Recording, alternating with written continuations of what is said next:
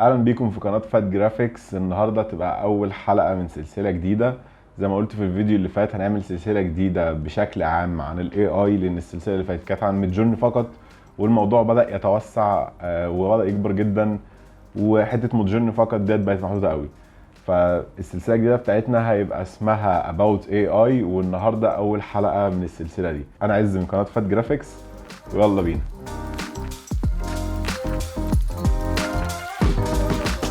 النهارده في ليوناردو هنتكلم عن التريننج والداتا سيتس. ده اوبشن قوي جدا موجود في ليوناردو ومميز، لان انت ممكن تعمل الداتا سيت والتدريب للاي اي الخاص بيه. تعمل كرييت نيو داتا سيت وبتسمي الداتا سيت بتاعتك، انا هسميها اف جي الفات جرافيكس، وهيبقى اسمها اكس بي 1 اللي هو اكسبيرمنت 1. وهنعمل كرييت داتا سيت. بيجيب لك الايديت داتا سيت، الصفحه ديت اللي بتعدل فيها الداتا بتاعتك. تقدر تدوس هنا كليك هير ان انت ترفع الصور. تمام. للداتا سيت ديت انا قررت اعملها فوتوغرافي لشخص مشهور، فاخترت جينا اورتيجا، لان طبعا كان لها صور كتيره جدا بكواليتي كويسه جدا اونلاين.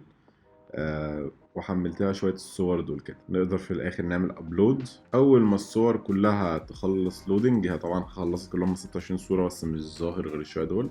لو تعمل ترين موديل، وهنا تحط اسم الموديل، الديسكريبشن بتاعته زي ما كنا قلنا اكسبيرمنت 1 للقناه بتاعتنا. في الموديل دوت هنخلي الكواليتي 768، وهنخلي ستيبل ديفيوجن فيرجن 2.1. طبعا انت بيبقى عندك في كل اكونت 1 موديل ريميننج، بس انت طبعا ممكن تعمل كذا اكونت براحتك عادي، فتقدر تدرب عدد موديلز زي ما انت عايز. الانستنس برومبت دوت بتختار كلمه. لما الكلمه ديت بتظهر في البرومبت بتاعك اللي انت بتكتبه بعدين عشان تعمل جنريشن، الاي اي بيفهم ان انت عايز ترجع للصور ديت وتستخدمها في الجنريشن ده. فهنا انا مجرد هكتب موديل، لازم وتحط جنبها حاجه، او بيقول لك ده يفضل يعني. وهنختار هنا فوتوغرافي نوع الموديل دوت، وهنقول ستارت تريننج. الموضوع بياخد كمية وقت معينة، ممكن يبقى بين نص ساعة لغاية few hours على حسب الموديل بتاعك. فهندوز view status، وتلاقي ان هو هنا قاعد بيعمل بروسيسنج، بتديله الوقت بتاعه لغاية اما يخلص. تمام. دلوقتي كده الستاتس بقت done، فهي خلصت معانا الداتا سيت، التريننج بتاعها done. الموضوع خد معايا اقل من 10 دقايق او ممكن 10 دقايق بالظبط. فلما الداتا سيت بتاعتك تبقى خلصت، ممكن تيجي في your داتا سيت تشوفها موجوده عندك هنا. ممكن تعمل edit داتا سيت، وممكن ترفع صور تانية، تغير حاجه من المعلومات اللي موجوده فيها، وتعدل فيها عموما باي شكل انت عايزه. بعد كده لو عايز تستخدم الداتا سيت ديت بقى هنبدا نستخدمها. هنعمل ايه؟ اول حاجه، احنا الكلمه اللي احنا كنا مستخدمينها كانت موديل. تمام. الانستنس برومبت بتاعنا كان موديل. فبنروح في الاي اي ايمج جنريشن العادي جدا بتاعنا، وتروح جاي كاتب ايه؟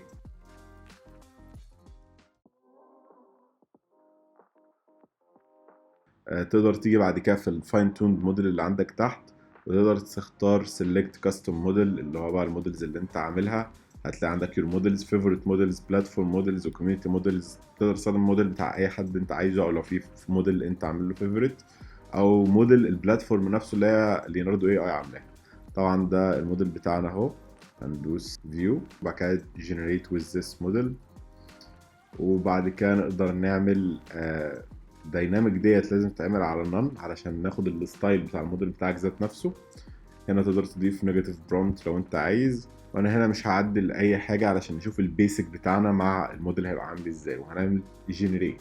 اول نتيجه طلعت معانا ديت معموله بالبرومبت a photography of a model، وكل اللي انا عملته ان انا اخترت الداتا سيت اللي احنا اخترناها كالفاين تون موديل بتاعنا. طبعا جينا اورتيجا اي حد هيشوفها هيقول كده.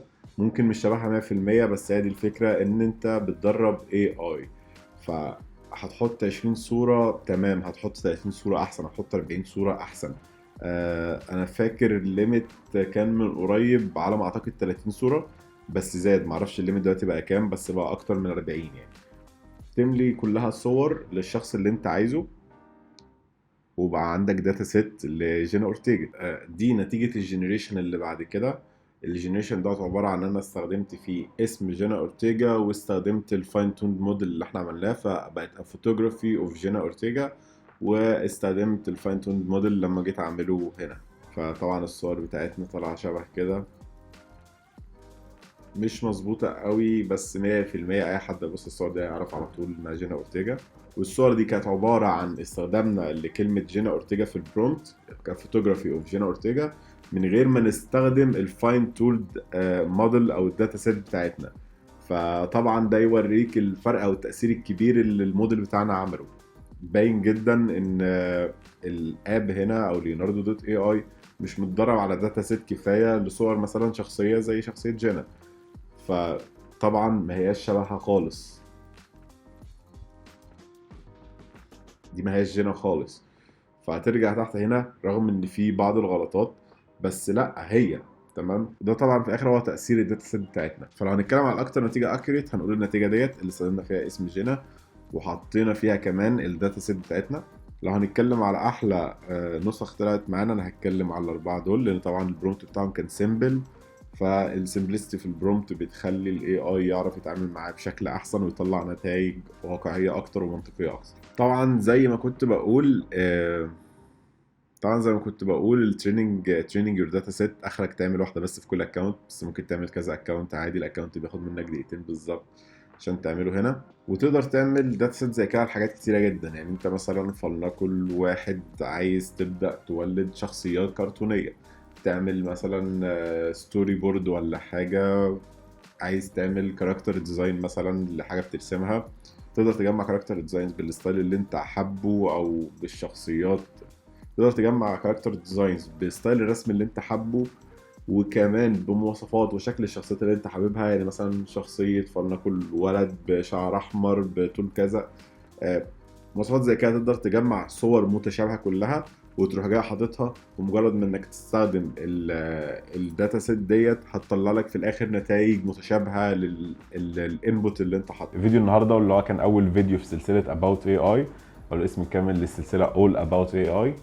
الفيديو كان قصير وده الهدف بتاعي من السلسله ديت، فيديوهات تبقى كلها ما بين 5 ل 10 دقايق علشان سهل ان انت تستهلكها وفي نفس الوقت تكون اتعلمت منها حاجه بسرعه وحاجه بتفيدك. السلسله دي هتبقى شغاله دايما ان شاء الله في القناه بتاعتنا لغايه قدام، لان انا شايف ان الاي اي خلاص بقت حاجه اساسيه في عالم التصميم عموما والارتس عموما وفي كل حاجه.